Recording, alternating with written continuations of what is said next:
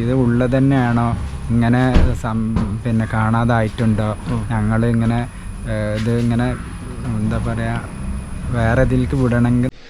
റുക്കിയ ഉമ്മയ, നമുക്ക് എല്ലാവർക്കും അറിയാം, തിരുവരങ്ങാടിയിലെ റുക്കിയ ഉമ്മയെ കാണാതായിട്ട് ഇന്നത്തേക്ക് 7ാം ദിവസമാണ്. അപ്പോൾ എന്തായി, ഉമ്മയെ കണ്ടെത്തിയോ എന്ന് ചോദിക്കുന്ന ഒരുപാട് പേരുണ്ട് കമൻറ്റ് ബോക്സുകളിൽ. അപ്പോൾ നമുക്ക് എല്ലാവർക്കും അറിയാം, മിനിയാന്നാണ് നമ്മുടെ വെളിമുക്കുള്ള സഫീർ എന്ന് പറയുന്ന സഹോദരൻ, അതായത് ഉപ്പ സ്വന്തം 1 വയസ്സുള്ള കുട്ടിയെയും കൊണ്ട് കല്യാണത്തിനെന്ന് പറഞ്ഞിട്ട് ഭാര്യ വീട്ടിൽ നിന്ന് കുട്ടിയെയും കൊണ്ട് പോയത് ചെന്നൈയിൽ നിന്ന് വരുന്ന വഴി. അതൊക്കെ നമ്മൾ കണ്ടതാണ്, പുള്ളിക്കാരന് പോയതും പോയ ശേഷം CCTVയിൽ കൊണ്ടോട്ടി അങ്ങനെയുള്ള കാര്യങ്ങളൊക്കെ. അപ്പോൾ എന്തൊക്കെയാണ് മുന്നോട്ട് ഇപ്പോൾ അപ്ഡേറ്റ്സുകൾ എന്നുള്ളത് അറിയിക്കാൻ വേണ്ടിയാണ്. സഫീറിനെ കണ്ടെത്തിയെന്ന് കുറേ പേര് പറയുന്നതൊക്കെ ഞാൻ യൂട്യൂബ് ചാനലിലൂടെ കണ്ടു. എന്താണ് സത്യം എന്നുള്ളതിനെ കുറിച്ച് ഞാൻ നിങ്ങളോട് വിശദീകരിച്ച് തരാം. എനിക്ക് കിട്ടിയിട്ടുള്ള അറിവുകൾ ഞാൻ അവിടേക്ക് വിളിച്ച് ചോദിക്കുന്നുണ്ട്. ഒപ്പം നമ്മുടെ റുക്കിയ ഉമ്മ, നമുക്ക് എല്ലാവർക്കും അറിയാം, വലിയ വേദനയോട് കൂടി തന്നെയാണ് നമ്മൾ ഇപ്പോഴും നോക്കി കാണുന്നത്. 7 ദിവസമായി കാണാതായിട്ട് അല്ലേ. എന്നും എന്താണ് വിവരം എന്നുള്ളതല്ലേ അറിയേണ്ടത്, തീർച്ചയായിട്ടും പറയാം. അപ്പം അങ്ങനെ 2 കാര്യങ്ങൾ ഞാൻ ഇടുന്ന വീഡിയോസിന് താഴെ എല്ലാവരും ചോദിക്കുന്നുണ്ട്. അപ്പോൾ അതുകൊണ്ട് തന്നെ എനിക്ക് അറിയുന്ന കാര്യങ്ങൾ നിങ്ങളിലേക്ക് എത്തിക്കേണ്ടത്. നിങ്ങളെപ്പോലെ തന്നെ ഒരു ആളെന്നെയാണ് ഇതിനെക്കുറിച്ച് അറിയാനും ഈ പറഞ്ഞ പോലെ തന്നെ ഒരു സമാധാനം നമുക്ക് ശരിക്കും അതിനെക്കുറിച്ചൊരു ക്ലാരിഫിക്കേഷൻ കിട്ടിക്കഴിഞ്ഞിട്ടുണ്ടെങ്കിൽ. അപ്പോൾ അത് രണ്ടും പറയാൻ വേണ്ടിയിട്ടാണ് ഞാൻ ഈ വീഡിയോയിൽ വന്നിട്ടുള്ളത്. പിന്നെ ഒരു കാര്യം പറയുകയാണ്, ഇത്തരത്തിലുള്ള എമർജൻസി ആയിട്ടുള്ള കാര്യങ്ങൾ, ഇപ്പോൾ എന്താ ആയിക്കോട്ടെ, ഇത്തരത്തിലുള്ള ജനനന്മയ്ക്കായിട്ടുള്ള കാര്യങ്ങൾ കൂടുതൽ അറിയാൻ വേണ്ടിയിട്ട് തീർച്ചയായിട്ടും ആദ്യമായിട്ട് വീഡിയോ കാണുകയാണെന്നുണ്ടെങ്കിൽ ആ ചാനലിൻ്റെ സബ്സ്ക്രൈബ് ഒന്ന് ചെയ്ത് വെച്ചാൽ, ഒപ്പം ബെൽ ബട്ടണും കൂടി അടിച്ച് വെച്ചിട്ടുണ്ടെങ്കിൽ ഞാൻ ഇടുന്ന വീഡിയോസൊക്കെ നിങ്ങളിലേക്ക് എത്തും. അപ്പോൾ റുക്കിയമ്മയുടെ കാര്യം ആദ്യം പറയാം. എല്ലാവർക്കും അറിയാം, 7 ദിവസമായിട്ട് പോലും ഇന്നത്തെ സ്ഥിതി എന്താണെന്ന് വെച്ചിട്ടുണ്ടെങ്കിൽ ഇന്നലെ വരെ നല്ല രീതിയിൽ തെരച്ചിൽ തുടർന്നിട്ടുണ്ടായിരുന്നു എന്നുള്ളത് തന്നെയാണ്. ഇന്നലെ ഞാനൊരു വീഡിയോ ഇട്ടിട്ടുണ്ടായിരുന്നു. അദ്ദേഹം പറയുന്ന കാര്യങ്ങളൊക്കെ നിങ്ങളെല്ലാവരും കേട്ടിട്ടുണ്ടാവും എന്ന് വിചാരിക്കണേ. ഇന്നലത്തെ നിലവിലെ സാഹചര്യങ്ങൾ, അതായത് ഇതുവരെ കണ്ടെത്താൻ സാധിച്ചിട്ടില്ലായിരുന്നു. അങ്ങനെ ഇന്നലെ ഞാനും അദ്ദേഹത്തോട് സംസാരിച്ച ശേഷം, ഈ റുക്കിയമ്മയുടെ മോനും ഞാനും തമ്മിൽ കുറേ നേരം സംസാരിച്ചു. അതിൻ്റെ കുറേ കാര്യങ്ങൾ, ഇപ്പം നിലവിലെ സാഹചര്യങ്ങളൊക്കെ അദ്ദേഹം നമ്മളുമായിട്ട് പങ്കുവെച്ചു. ദിവസവും തെരഞ്ഞുകൊണ്ടേ ഈ തെരഞ്ഞ ഭാഗങ്ങൾ തന്നെ വീണ്ടും വീണ്ടും തെരയാണ്. ഏറ്റവും വലിയൊരു വേദന ഈ CCTVയിൽ കാണാൻ കഴിയുന്നില്ല. അതാണ് ഉമ്മ നടന്നു പോകുന്നത് ഒരു CCTVയിലും കാണാൻ കഴിയുന്നില്ല. ഇനി വണ്ടിയിൽ കയറി പോയിട്ടുണ്ടോ എന്നുള്ളതാണ്. അങ്ങനെയാണെങ്കിൽ വണ്ടിയിൽ കയറി പോകാനും സാധ്യത ഉണ്ട്. എല്ലായിടത്തും പുഴയിലാണെങ്കിലും പറമ്പിലാണെങ്കിലും മറ്റുള്ള ഏരിയകൾ മൊത്തം. പിന്നെ കുറേ CCTV ദൃശ്യങ്ങളിൽ കാണാൻ പറ്റാത്ത കുറേ സാഹചര്യങ്ങൾ ഉണ്ടായിട്ടുണ്ട്. ഈ CCTVയിലൂടെ കണ്ടിരുന്നെങ്കിൽ ഏറെക്കുറെ നമുക്ക് സമാധാനമാണ്. പക്ഷേ പല CCTVകളും വർക്കിംഗ് ഇല്ലാത്തതിൻ്റെ ചില പ്രോബ്ലംസുകളൊക്കെ ആയിട്ട് പലരും പറഞ്ഞു കേട്ടു. പിന്നെ ബാക്കിലൂടെയാണ് പോയതെന്ന് പറഞ്ഞിരുന്നു. പക്ഷേ അതിലൂടെ പോലീസിൻ്റെ ഡോഗ് സ്ക്വാഡ് പോയിട്ട് പോലും റോഡിൻ്റെ ഏകദേശം എത്തിയപ്പോഴേക്കും പിന്നെ അങ്ങോട്ട് ഒന്നും മൂവ് ആവാൻ പറ്റുന്നില്ലാത്തൊരു സാഹചര്യമാണ്. ഇതുവരെ വലിയൊരു എന്താ പറയുക, ഒരു വല്ലാത്തൊരു അവസ്ഥയിലാണ് എല്ലാവരും ഉറ്റുനോക്കിക്കൊണ്ടിരിക്കുകയാണ്. എന്താണ് ഉമ്മയ്ക്ക് സംഭവിച്ചെന്നുള്ളത് വല്ലാത്തൊരു അവസ്ഥയായിരുന്നല്ലേ ഞാൻ ആ വീട്ടിൽ പോയപ്പോൾ കണ്ടത്. അപ്പോൾ എല്ലാവരും ആഗ്രഹിക്കുന്ന എത്രയും പെട്ടെന്ന് ഉമ്മനെ കണ്ടെത്തണം, ജീവനോട് കൂടി തന്നെ കണ്ടെത്തണം എന്നാണ്. ഇനി വീടിൻ്റെ മുന്നിൽ ഞാൻ പറഞ്ഞ മുന്നിൽ കൂടി ഒരു റോഡും ഉണ്ടല്ലോ, നമുക്കറിയാലോ, കുളപ്പുറത്തുനിന്ന് നേരെ തിരുവരങ്ങാടിയിലേക്ക് പോകുന്ന ആ ഒരു റോഡും ഉണ്ട്. അപ്പോൾ ഇനി റോഡിലേക്ക് വന്നിട്ട് ഇനി അങ്ങനെ എന്തെങ്കിലും കാരണത്താൽ ഉമ്മ കൈ കാണിച്ചിട്ട് ഓട്ടോറിക്ഷയിൽ കൊണ്ടുപോയിട്ട് ഇനി ആരെങ്കിലും വണ്ടിക്ക് പൈസ ഇല്ലാണ്ട് എവിടെയെങ്കിലും ഇറക്കി വിട്ടോ അറിയില്ല കേട്ടോ, നമുക്കൊന്നും അറിയില്ല. നമ്മളൊരിക്കലും അവരെ ആരും കിഡ്നാപ്പ് ചെയ്ത് കൊണ്ടുപോയതൊന്നും നമ്മൾ പറയണില്ല. ഇപ്പോഴും നമുക്ക് ഒന്നും പറയാൻ പറ്റാത്തൊരവസ്ഥയാണ് ശരിക്കും. ഞാനിപ്പോൾ മോനെ രാവിലെ വിളിച്ചിട്ടുണ്ടായിരുന്നു, അത് പറയാൻ വേണ്ടിയിട്ടാണ് വന്നത്. മോനെ വിളിച്ചിട്ട് മോൻ പറഞ്ഞത് ഇതുവരെ ഒന്നും കണ്ടെത്താൻ സാധിച്ചിട്ടില്ല എന്നുള്ളതാണ്. അന്വേഷിക്കുന്നുണ്ട്, എല്ലാവരും അന്വേഷിക്കുന്നുണ്ട്, പോലീസിൻ്റെ ഭാഗത്തുനിന്ന് അന്വേഷിക്കുന്നുണ്ട്, മറ്റു നാട്ടുകാർ അവരുടേതായ രീതിയിൽ അന്വേഷിക്കുന്നുണ്ട്. എല്ലാവരുടെ ഉള്ളിലൊരു ആശങ്കയാണ്, ഒരു ദുരൂഹത തന്നെയാണ്, എവിടെയാണെന്നുള്ളൊരു പിടി കിട്ടാത്തൊരവസ്ഥയാണ്. നിങ്ങളെല്ലാവരും പ്രാർത്ഥിക്കുക. ഇന്ന് വരെയുള്ള ഒരു കാര്യം പറയുന്നത്, ഇന്നലത്തെ കാര്യങ്ങൾ ഞങ്ങളോട് പറഞ്ഞിട്ടുണ്ടായിരുന്നു. ഇന്ന് സ്ഥിതി ഇതാണ്, ഉമ്മയെ കണ്ടെത്താൻ സാധിച്ചിട്ടില്ല.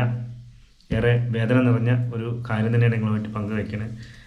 ദൈവത്തിൻ്റെ ഒരു അനുഗ്രഹം ഉണ്ടെങ്കിൽ പെട്ടെന്ന് തന്നെ കിട്ടട്ടെ, അതാണ് പഠിച്ചോണ്ട് ഞാൻ പ്രാർത്ഥിക്കുന്നത്. അപ്പോൾ മറ്റൊരു വശം, നമ്മളെ എല്ലാവർക്കും അറിയാം, ഇപ്പം മിഞ്ഞാന്ന് പോയിട്ടുള്ള സഫീർ, നമ്മുടെ ഇവിടെ പടിക്കൽ, മലപ്പുറം ജില്ലയിലെ തലപ്പാറയ്ക്ക് അടുത്ത് പടിക്കലുള്ള സഫീർ, അദ്ദേഹം ചെന്നൈയിലായിരുന്നു. ചെന്നൈയിൽ നിന്ന് ജോലിയും കാര്യങ്ങളൊക്കെ അവിടെയാണ്. അവിടുന്ന് വരുന്ന വഴി പുള്ളിക്കാരന് നേരെ ഭാര്യ വീട്ടിൽ വന്ന് കല്യാണം ഉണ്ടെന്ന് പറഞ്ഞിട്ട് കുട്ടീനെയും കൊണ്ട് അവരിനെ കടിപ്പിച്ച് പുള്ളിക്കാരൻ പോയതാണ്.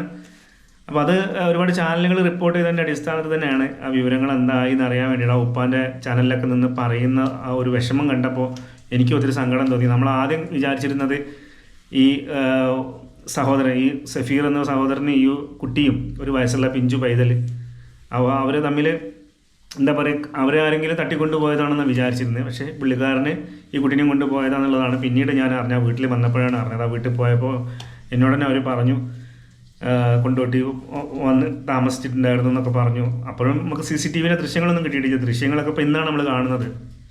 പിന്നെ അതിന് ശേഷം കോഴിക്കോട്ടേക്കാണ് അവർ പോയിരുന്നത്. കോഴിക്കോട് ഭാഗത്ത് അങ്ങനെ CCTV ദൃശ്യങ്ങളൊക്കെ കണ്ടെന്ന് പറഞ്ഞിട്ടുണ്ടായിരുന്നു.